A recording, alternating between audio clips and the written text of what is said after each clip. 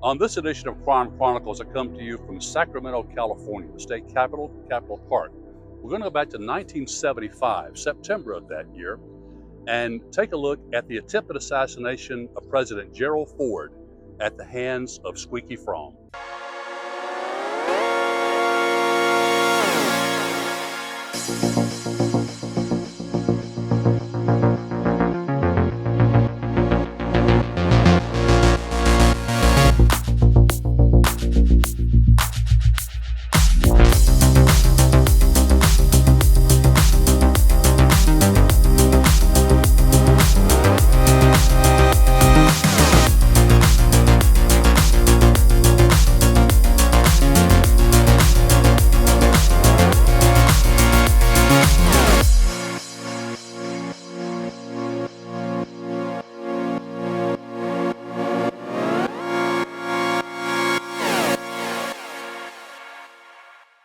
On September 22nd, 1975, just 17 days after Lynette Fromm pointed a pistol at President Ford in Sacramento, Ford was back in California, this time in San Francisco. As he left the St. Francis Hotel, walking to his limousine, a shot rang out. The president was not hit. The shooter was 45-year-old Sara Jane Moore. There were several unusual things about these events. They marked the first time that women had tried to assassinate a president. They occurred within 17 days of each other, the closest interval in which multiple serious assassination attempts occurred, and both occurred in California. In brief, what happened was this. President Gerald Ford was visiting the Senator Hotel not far from here, and he was on his way to the state capitol to visit with California Governor Jerry Brown and address the state legislature. While he was walking through this park, working the crowd as politicians do, a woman emerged from the crowd with long red hair and wearing long red clothing.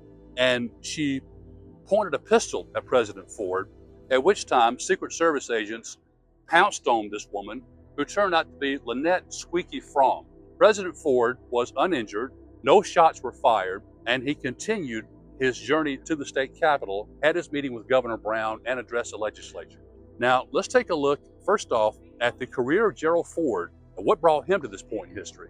Leslie Lynch King Jr. was born July 14, 1913, in Omaha, Nebraska, the son of his namesake and Dorothy Gardner King. Just a few weeks after her son's birth, Dorothy King left her alcoholic husband to live with her parents in Grand Rapids, Michigan. Dorothy King married Gerald R. Ford in 1917. Leslie King Jr. used the name Gerald Rudolph Ford Jr. during his childhood, but his name was not legally changed until 1935. Gerald Ford attended the University of Michigan, where he was an outstanding football player. He graduated in 1935 and rejected offers to play professional football, choosing to attend Yale Law School, where he also worked as an assistant football coach and boxing coach. He also worked as a male model, once gracing the cover of Cosmopolitan magazine. While at Yale, he worked on the 1940 presidential campaign of Wendell Willkie, who lost to President Franklin Roosevelt. Ford graduated from Yale Law School in 1941 and entered private practice in Grand Rapids, shortly before the December 1941 bombing of Pearl Harbor. Gerald Ford entered the Navy in 1942. He achieved the rank of lieutenant commander and served in the Pacific Theater during World War II. He was discharged in 1945, returned to private practice in 1946, and got involved with the local Republican Party. In 1948, the same year he married Elizabeth Betty Bloomer, Ford successfully challenged Republican incumbent Bartle Jonkman and won a seat in Congress. Ford was a rising star among Republicans in the House of Representatives in the 1950s. In 1963, he was appointed by President Lyndon Johnson to serve on the Warren Commission to investigate the assassination of President John Kennedy. That event is covered in another episode of Crime Chronicles with Mark Jones. Gerald Ford was elected House Minority Leader in 1965, making him one of the nation's top Republicans, while some, including his future Secretary of State Henry Kissinger, praised Ford's intellectual acumen. Democratic President Lyndon Johnson said, "He's a nice guy, but he played too much football without his helmet." You might say Gerald Ford was an unlikely president in some ways. After all, he was the only person to assume the presidency who was not elected either to the presidency or the vice presidency. And he owed his career to the Watergate scandal. On October 10, 1973, After pleading nolo contendere to crimes committed while he was governor of Maryland in the 1960s, Vice President Spiro Agnew resigned. This forced President Richard Nixon and Congress to invoke the 25th Amendment for the first time. That amendment establishes a procedure for filling the vice presidency in the event of a vacancy. Ford was nominated by President Nixon on October 12 and confirmed on December 6, 1973. The Watergate scandal stemmed from a series of burglaries committed by men working for President Nixon in 1972 during his re-election bid. The scandal got its name from the Watergate Hotel and Office Building in Washington, D.C., which was the headquarters of the Democratic National Committee that year, and that's where some of the burglaries occurred. Although President Nixon had no advanced knowledge of specific burglaries, he participated in a criminal cover-up and other misdeeds committed by men in his employ. After being told that he was certain to be impeached and removed from office, President Nixon resigned on August 9, 1974. He became the first president to resign from office, and that made Gerald Ford the first person to assume the presidency without being elected. On September 8th, President Ford made the most controversial decision of his presidency. He announced a full and unconditional pardon to Richard Nixon for any violations of federal law that Nixon may have committed during his presidency.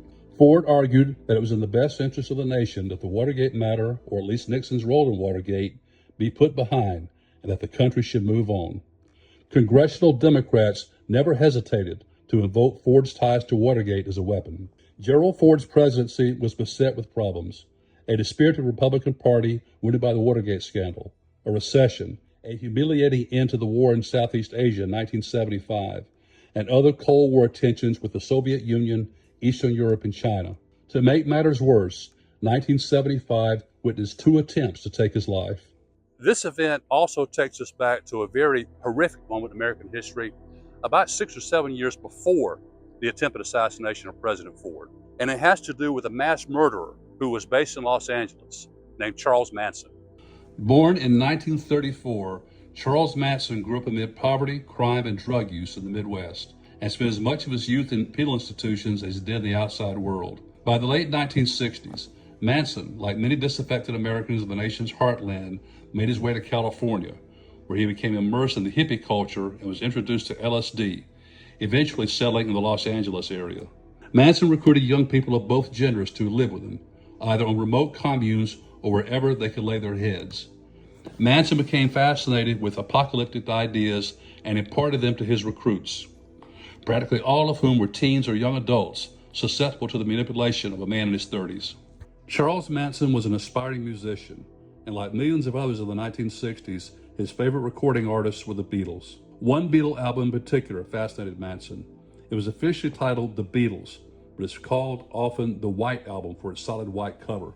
Charles Manson believed the Beatles were prophets and were communicating messages directed to him. Manson found hidden meanings in practically every song on the album that directed him to initiate a violent apocalypse. The song that most grabbed his attention was Helter Skelter. Although the song was about an amusement park attraction in England, Manson equated Helter Skelter with a dystopian Armageddon. Manson believed the Beatles were prophesying an apocalyptic race war, and he took steps to bring that war about, or so he thought. In the late and early hours of August 8th and 9th, 1969, 4 Manson followers, Charles Tex Watson, Susan Sadie Mae Atkins, Linda Kasabian, and Patricia Krenwinkel, went to Cielo Drive in Los Angeles, the former home of Terry Melcher, a music producer who had rejected Manson's tried and record deal. They killed 5 people: Sharon Tate Polanski, an actress and the pregnant wife of film director Roman Polanski, who was out of the country at the time; Jay Sebring, a hairstylist and Sharon's former boyfriend; Abigail Folger, a social worker and coffee heiress; Wojciech Frykowski, Folger's Polish-born boyfriend; and Stephen Earl Parent, who did not know the other 4 victims but went to the house to visit William Garrettson, the gardener, who slept through the murders. The killers wrote "pig" in Polanski's blood on a wall. The following night, the 4 murderers, joined by Manson, Leslie Van Houten, and Steve Grogan, went to the home of Lino and Rosemary LaBianca, the wealthy owners of a chain of grocery stores in Los Angeles. The Manson family had previously attended a party at the house next door. The LaBiancas were murdered. Patricia Krenwinkel wrote "Rise," "Death to Pigs," and "Helter Skelter" in Lino LaBianca's blood at locations in the house. In time, the truth came out about the Manson family cult, the Helter Skelter scenario, and other murders committed by Manson followers. Led by Assistant District Attorney Vincent Bugliosi, The Tate LaBianca murder trials commenced in June 1970 and concluded in January 1971. Manson and other family members were sentenced to death. Their sentences were commuted to life in prison when the California Supreme Court declared the death penalty unconstitutional in 1972. The Manson murders are covered in another episode of Crime Chronicles with Mark Jones. Most presidential assassins or would-be presidential assassins are unknown until they actually try to carry out their crime. The exception being John Wilkes Booth, the man who killed President Lincoln, was a celebrity in his day. While President Ford's would-be assassin was not exactly a celebrity in the formal sense, she was someone who was well known. Lynette Alice Fromm was born October 22, 1948 in Santa Monica, California. She was a daughter of William Fromm, an aeronautical engineer, and his wife Helen. She was raised in a comfortable middle-class household in Southern California in the 1950s. She toured the country with a dance troupe as a child, appearing on the nationally televised Lawrence Welk show. But she rebelled against her parents in her late teen years and started using drugs. The all-American teenager became immersed in the worst aspects of the counterculture of the 1960s. She ran away from home, and like many other disillusioned teens, she sought acceptance. She found it in Charles Manson. Squeaky Fromm was a devoted follower of mass murderer Charles Manson. Most of his crimes occurred in Los Angeles, and that's where most of his so-called family members were. Now, how do we explain how Squeaky Fromm got from Los Angeles to this area of the state, about 300 miles north? Well, Charles Manson was incarcerated at the time at nearby Folsom Prison. And so Squeaky Fromm and another Manson family member, Sandra Good, moved to Sacramento, in fact, just a few blocks from where we are right now, to be closer to Charles Manson. What were Squeaky Fromm's motives? Notice I said motives plural. Number one, she wanted, yet again, an opportunity for Charles Manson to vent, to expand on his so-called political beliefs and give him another forum. And what better way to do that than to try to assassinate the President of the United States? But there was a second motive. Remember I said a while ago that she was wearing a long red dress. Fashion in the 1970s, as any Elton John or Barry Manilow fan would know, was kind of gaudy. So she didn't stand out that much, even though she was a little bit strange in a lot of ways. But she was wearing red because she wanted to call attention to the plight of California redwoods. So you might say this was an attempted act of environmental terrorism. And in that respect, perhaps she was way ahead of her time. Well, President Ford continued his walk to the state capitol behind me here, had his meeting with Governor Jerry Brown, and he addressed the California legislature, ironically, on the subject of crime control. After his address, he addressed the media about what had happened, and he seemed calmed, relaxed, and vowed that attempts like this would not deter him from meeting the public and talking to the voters. Well, so Squeaky Fromm was put on trial for the attempted assassination of President Ford. President Ford testified that he was not required to attend the trial in person, fly all the way from Washington, D.C. here to Sacramento. He was allowed to tape record his testimony from inside the White House and was played in court. Lynette Squeaky Fromm was no stranger to publicity and ate up every moment of this. In fact, the antics that were part of the Charles Manson trial back in the late 1960s, early 1970s were very much on display when she was put on trial herself. Throughout her trial, her defense attorneys argued, unsuccessfully it turned out, that she really had no intention of killing President Ford or shooting President Ford. Now, I would want to explain that. Well, there may have been some legitimacy to that argument because although her gun was loaded, at the time she pointed the pistol at President Ford, there was no round in the chamber. So perhaps she was, in a literal sense, telling the truth. She didn't really intend to kill President Ford. She just wanted to draw attention to herself. Her attempt to justify or explain her actions that day did not work out, to say the least. The judge in the case, so interesting enough, was pretty kind towards Squeaky Fromm. He even established a rapport, according to some reports, and was understanding in the sense of her antics or patient with them. But she was found guilty and sentenced to life in prison. Well, no surprise here, but Squeaky Fromm is exactly a model inmate. Now, unlike her other Manson family members who were in prison, most of them, or pretty much all of them, were in the California prison system. But since the crime she committed, trying to assassinate the president, was tried in federal court, she was sentenced to a federal prison. And one of the facilities where she served her time was in West Virginia. That was also where she effected her escape. What was Squeaky Fromm's motive in escaping? Well, of course, she didn't want to be in prison like everyone else there, but she also had another motive. she had heard a rumor that Charles Manson was on his deathbed and was fatally sick.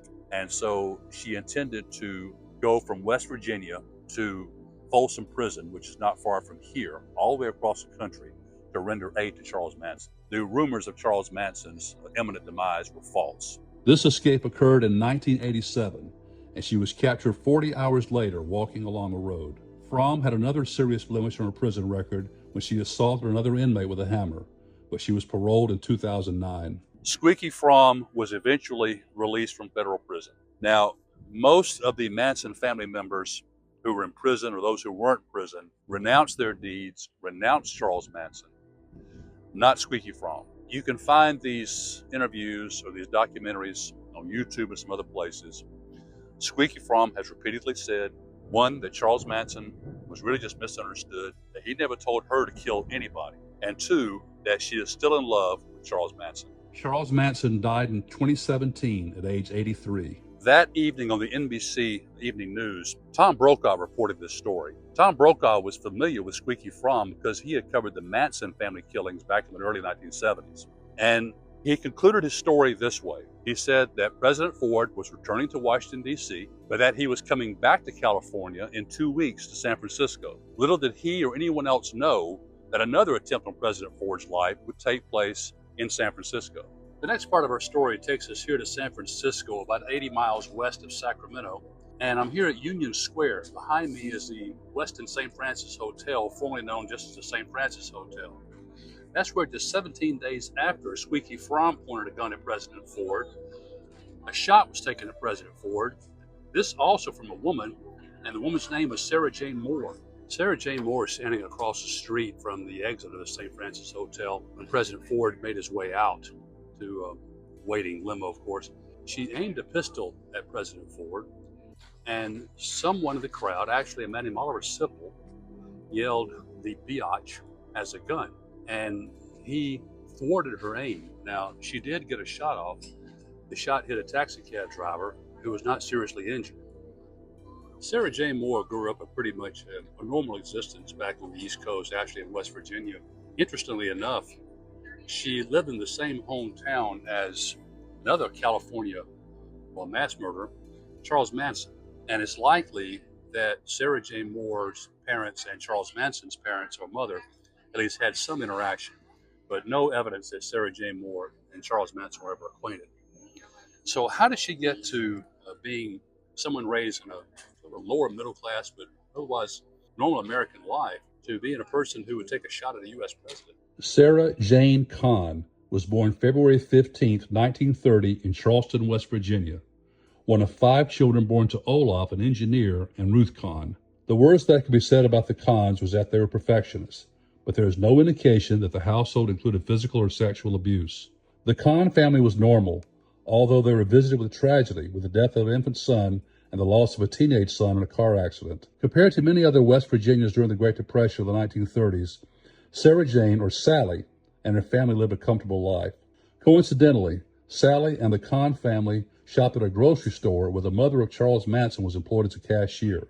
Sally Kahn and Charles Manson lived in the same neighborhood at the same time, but they didn't know each other. Sally Kahn excelled academically and was constantly busy, never able to sit still very long and never being complacent. Those who knew Sally described her as odd, not having close friends, but often seeking to be the center of attention, usually through taking the lead in school theater. While she was usually easygoing, if somewhat distant on the surface, some said she was controlling and prone to fits of temper. When authorities pounced on the person who took a shot at the president, they were very surprised to see who this person was. A middle-aged woman, would-be presidential assassin. Just didn't seem to make sense. Showed no obvious signs of mental illness or anything. But once one started peeling back the layers of the life of Sara Jane Moore, it became apparent what her motives were. Sally Kahn's troubling behavior began when she was a teenager, when she would periodically disappear for days. Not content to live a quiet life in rural West Virginia, Sally Kahn left home in her late teens, beginning a long odyssey of career moves and marriages that ultimately led her to San Francisco. Every time she formed an attachment, be it to a career, such as the Women's Army Corps, where she learned to fire a weapon, a nurse, in the film industry, as an accountant. The same with a relationship, a husband, Even 3 of her 4 children, she would send to live with her parents. She would disassociate and move away. She was married 5 times to 4 different men, marrying one man twice. Raised in a Christian household, Sally Kahn eventually practiced Judaism. Sara Jane Moore could never accept the life of an average American housewife and mother. Didn't stick with one thing for very long and was sort of in search of a purpose pretty much all her life.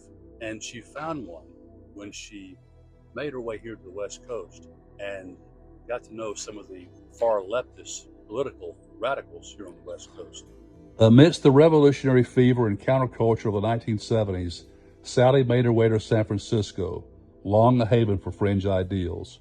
She assumed her mother's maiden name, Moore, and took her young son, Frederick, with her. She did bookkeeping for the San Francisco Examiner and for a country club in Alamo before finding her niche, or so she thought, with radical leftist groups in the California Bay Area. Left-wing fringe groups abounded in the California Bay Area in the 1970s. The groups included the Communist Labor Party, the United Prisoner Union, or UPU, and the Symbionese Liberation Army, or SLA. Sara Jane Moore, who had never been devoted to a particular political ideology, became attracted to groups who espoused neo-Marxist ideology and advocated radical change in American government and society. Sally Moore was finally being taken seriously. She was no longer a dumpy, plain, middle-aged woman who had to cater to the demands of being a middle-class housewife and mother. She became totally immersed in radical politics, where her background as an accountant came in handy. Sara Jane Moore's acquaintance with political radicals here in California brought her into contact indirectly with another very infamous crime from the 1970s that took place here in the California Bay Area. That was the kidnapping of newspaper heiress Patricia Hearst. Born in 1954, Patty Hearst belonged to one of the wealthiest publishing families of the 20th century. Her father was Randolph A. Hearst, and her grandfather was William Randolph Hearst, the muckraking news magnate of the early 20th century. Around 9 p.m. on February 4th, 1974, someone knocked on the door of her Berkeley, California apartment. Several armed men and women burst in and kidnapped the 19-year-old college student and publishing heiress. They blindfolded her and threw her into a car. Patty Hearst had been kidnapped by members of the Symbionese Liberation Army, the SLA. The SLA had previously shot 2 Oakland, California school officials, killing one, and committed other high-profile violent crimes. The SLA wanted money, but they also wanted to make the newspaper heiress a poster child for a revolution aimed at destroying capitalism. After Hearst was abducted, she was abused physically and psychologically. The SLA was trying to convert Patty Hearst into a soldier for their cause. Local law enforcement and the FBI engaged in a massive search for Patty Hearst, and the kidnapping dominated the news cycle. The situation took a major shift on April 3, 1974, when the SLA released a tape of Hearst, saying she had joined the SLA voluntarily and was joining their fight to free the oppressed. She adopted a new name, Tanya, and denounced her wealthy parents. On April 15th, the SLA committed a bank robbery, and an armed Patty Hearst was seen on videotape participating in the robbery. A photograph of Hearst was released as well, showing her brandishing a rifle in front of an SLA flag. Patty Hearst had gone from being the nation's most famous crime victim to one of its most famous fugitives. The SLA demanded that Randolph Hearst give $70 in foodstuffs to every needy person between Santa Rosa and Los Angeles, a 430-mile span. Randolph Hearst established the charitable organization People in Need, or PIN, to distribute the funds. Sara Jane Moore applied her accounting skills to assist PIN. PIN donated $2 million worth of food, at which point the SLA demanded more. Hearst offered $6 million on the condition that her daughter be returned safely, which did not happen. In May 1974, 6 members of the SLA, including Donald DeFreeze, also known as General Field Marshal Simke, who had led the Hearst kidnapping, were killed in a police shootout in Los Angeles. Patty Hearst and other SLA members were arrested in San Francisco on September 18, 1975, 19 months after her kidnapping, and she was charged with bank robbery and other crimes.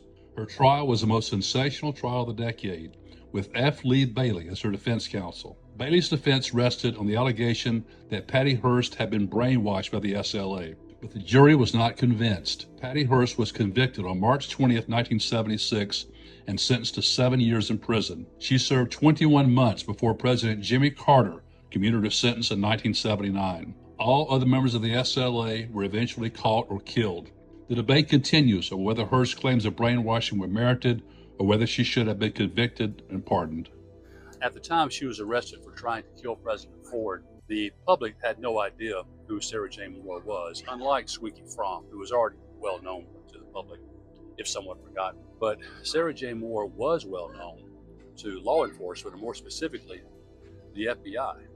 The FBI was always very interested in the goings-ons of radical political organizations here on the West Coast in the 1970s. And they were even more interested because they were trying to solve the kidnapping of Patricia Hearst.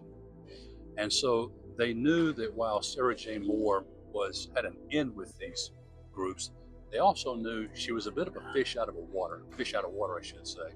And they thought they could use her as a source of information about what was going on in these groups.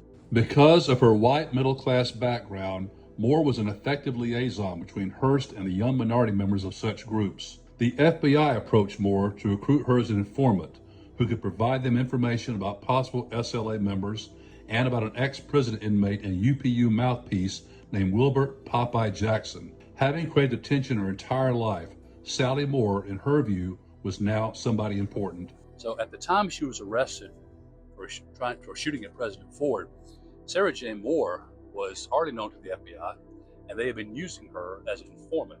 Now, Sara Jane Moore started telling the FBI what she knew about some of the groups that she was either involved in or knew of, but she began to feel a little bit guilty and also a bit afraid too. She had developed some friendships with some of the people in these groups, and she felt bad for betraying them. And she also began to get the sense that these groups were not all they were cracked up to be in terms of having noble aspirations, and that they had an inclination toward violence and weren't hesitant to use it. So she was both afraid and guilty at the same time. And she eventually told the members of these organizations that she was indeed an FBI informant. And then her life was in danger. For 3 months in 1974, Sara Jane Moore worked as an FBI informant. Sally Moore agreed with the group's ideas of fundamentally reordering wealth away from the upper classes. While she approached them with the fanciful naivete that a middle-aged, middle-class, liberal white woman might have toward the socially disenfranchised, Moore discovered that the groups had a violent edge. Sara Jane Moore confessed to Popeye Jackson that she had been working for the FBI and was immediately ostracized. She was completely cut off and guilt-ridden by her duplicity. The FBI had no use for her now. Her cover was blown. Moore also feared for her life. Popeye Jackson, also a suspected informant, was killed on June 8, 1975, and Moore received a phone call that night saying, "You're next." Now that Sara Jane Moore's life was in danger and she felt that she had betrayed the groups that she claimed to be a part of, she wanted to try to get back into good graces somehow. And what better way to do that than to try to kill the President of the United States? Prior to the attempt on President Ford, it seemed Sara Jane Moore was doing all she could to get caught. On September 18th, Moore called the San Francisco Police Department. She told them she had purchased a .44 caliber pistol. She had practiced with it and said that she was going to, quote, test the presidential security system. Secret Service agents visited Moore and confiscated her pistol, but determined she did not pose a threat. On September 22, 1975, Sally Moore took her 9-year-old son Frederick to school. She drove 30 miles to Danville and purchased a .38 caliber Smith & Wesson from a gun dealer named Mark Fernwood. Seemingly hoping to get caught, she drove it erratically back to San Francisco. She parked her car, walked to the St. Francis Hotel, and joined the crowd across the street from where President Ford was scheduled to come out. She was wearing yellow polka dot slacks and cowboy boots, which did not stand out in 1975 San Francisco. Moore waited for an hour, all the while telling herself that she was about to do the most ridiculous thing she had ever done. What's very strange, almost comically so, about this attempt to kill President Ford is the fact that Sara Jane Moore almost didn't carry this out. And what I mean is, she had planned to carry out this attempt to kill the president, and as it had been publicized locally where President Ford was staying and where he was going to exit, and in approximately one time. But of course, presidential schedules are never that firm for a number of reasons, security being one of them. But she gathered on the exit side of by the garage, I should say, of the St. Francis Hotel, along with other people who had wanted to get a glimpse of the president. And The time was growing late, and she had dropped her son off at school, and as the afternoon wore on, so did the time to pick up her son from school. She said later on that if she had to wait one more hour, she would have abandoned the attempt and just gone and picked up her son. She also said that she was inclined to just give up on the attempt and was about to leave, but the crowd behind her was so thick she couldn't get through them, and so she stayed. This is now the Westin St. Francis Hotel. In the 1970s, it was just called the St. Francis Hotel. And so this is where I'm standing at the spot approximately where Sara Jane Moore was, and the crowd gathered behind her was. And President Ford was making his way probably out of the door on the far right. You can see perhaps see the men in the pilot's uniforms there, or to his car. And that's when Sara Jane Moore fired her shots. Ford finally exited the St. Francis. Shortly after making eye contact with Ford, Moore pointed and fired, with Oliver Sipple thwarting her aim. Ford instinctively looked up before being pushed into his limo. Sara Jane Moore was taken into custody. Well, once she was taken into custody and put through the rigors of law enforcement, the FBI had to admit that they had been working with her as an informant, which didn't make anybody look so good.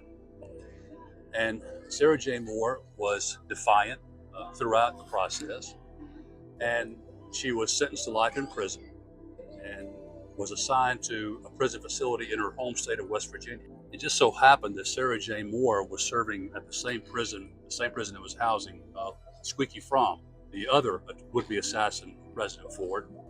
It's also interesting that Sara Jane Moore, like Squeaky Fromm, was not a model inmate by any stretch of the imagination.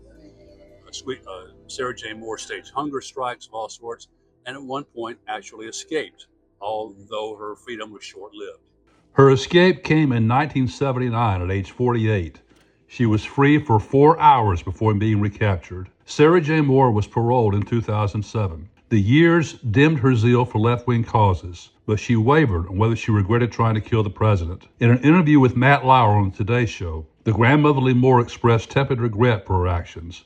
In another interview, she expressed her regret, saying that she was blinded by her radical political views and was convinced that the government had declared war on the political left. In a podcast, Moore laughingly and lightheartedly recalled her attempt to kill the president, talking about what a beautiful day it was. In a February 2019 interview with CNN's Allison Camerata, Moore stated that, quote, everyone was talking about killing President Ford in the 1970s, and that if she had not tried, there were plenty of others who would have. In an answer that prompted Camerata to reply, oh my God, Moore said, quote, it never occurred to me that this was a story that was going to go all over the world. I was always a pretty good citizen, so let's not talking about turning over a new leaf. I was pretty much the person that I am now. I had gotten in something that was over my head and quit listening to reason. In February 2019, her parole was revoked for leaving the country, going to Israel without permission. The 89-year-old Moore served 6 months in prison before being released again. Part of the aftermath of the attempts on President Ford was the Secret Service and law enforcement had to reevaluate and reassess what they thought constituted a risky personality or a risk to the president. After all, now, with the assassination of Abraham Lincoln, there was one woman, Mary Surratt, who was hung for that offense. She was not an actual participant. She was a conspirator, not a participant. In this case, you had two women who actually were participants and tried to kill presidents. So the Secret Service had to reevaluate and say, look, women can be killers too. As President Gerald Ford entered the 1976 election season, he faced an uphill battle. His first challenge came from within the Republican Party, from former California Governor Ronald Reagan. Although Ford prevailed over Reagan in securing the Republican nomination, he faced several challenges. The American economy was in poor shape. The Vietnam War had come to a sorry end during the Ford administration. Ford's image as a Nixon tool, compounded by the unwarranted attacks from his perceived clumsiness, hurt him as well. Ford lost his bid for the presidency to his Democratic challenger, former Georgia Governor Jimmy Carter. In 2001, Ford was awarded the John F. Kennedy Foundation's Profile and Courage Award by Senator Edward Kennedy and Caroline Kennedy, the Democratic brother and daughter of President Kennedy. Like many others, Senator Kennedy admitted to criticizing the Nixon pardon when it was issued, but later acknowledged that Ford had done the right thing at an enormous personal cost. Gerald Ford died on December 26, 2006. He was 93 years old. It's a very sad footnote to the attempted assassination of President Ford. It has nothing to do with Sara Jane Moore or President Ford. The man who thwarted Sara Jane Moore's aim at the president was a Marine veteran named Oliver Sipple. And this guy Sipple was a Michigan native who had lived in San Francisco for several years. He was the one who said to the people around her, he said for some reason he happened to look down at Sara Jane Moore's hand and saw she had a gun. And he yelled out, "The bitch has a gun." And so he thwarted her aim, probably saving the president's life. And he was a hero. He didn't want to be, though. Now, it turns out that a gay activist, a man named Harvey Milk, knew Oliver Sipple, and Harvey Milk had a practice of involuntarily outing gay men here in San Francisco. And so he reported to a San Francisco columnist named Herb Cain that this hero who saved President Ford's life was indeed gay. Now, the problem is that although everyone who knew Oliver Sipple here in San Francisco knew of his sexual orientation, it was not the case back home in Michigan. And the public outing of Oliver Sipple destroyed his family life and destroyed his reputation, at least with the people back home, and ultimately cut his life short. If the saying, "no good deed goes unpunished," applies to anyone, that person would be Oliver Billy Sipple. He almost was not at the St. Francis Hotel on September 22, 1975. A Michigan native and Vietnam War veteran, Sipple had lived in San Francisco for several years. On a last-minute whim, he went to see Ford, attracted in part because they were fellow Michiganders. While Sipple's friends in San Francisco knew he was gay, he was active in the gay community. His family and friends in Michigan did not know about his sexual orientation. An article in the San Francisco Chronicle disclosed the fact that Sipple was gay. Harvey Milk may have had dual motives for outing Sipple, one being that Milk regularly outed closeted gay men so the gay community could have heroes in its fold. It may have been motivated by personal revenge. He and Sipple had once dated the same man, Joe Campbell, in New York City. Campbell, also known as the Sugar Plum Fairy, inspired a popular 1972 song by Lou Reed, "Take a Walk on the Wild Side." Sipple's life was ruined by the outing. Sipple's mother told him she never wanted to speak to him again. His father told Sipple's brothers that Oliver was not their brother anymore. Embarrassed in front of the entire world, Sipple's health declined and was aggravated by alcohol abuse and the post-traumatic stress of his service in Vietnam. Oliver Sipple died of pneumonia in 1989, broken and alone. Harvey Milk, the man who outed Sipple, was elected to the San Francisco Board of Supervisors in 1978, becoming the first openly gay person to hold elective office in California. Milk was assassinated later that year. Well, I hope you enjoyed this edition of Crime Chronicles. As we delve into the darker side of human nature, we invite you to join us on our journey by liking and subscribing to our YouTube channel. Your support helps make possible our inquiry into the sometimes unsettling but always fascinating phenomenon known as crime and justice. So hit that like and subscribe button right now and don't miss future episodes. Till then, Mark Jones, hoping you will join our Crime Chronicles community. And thanks for tuning in.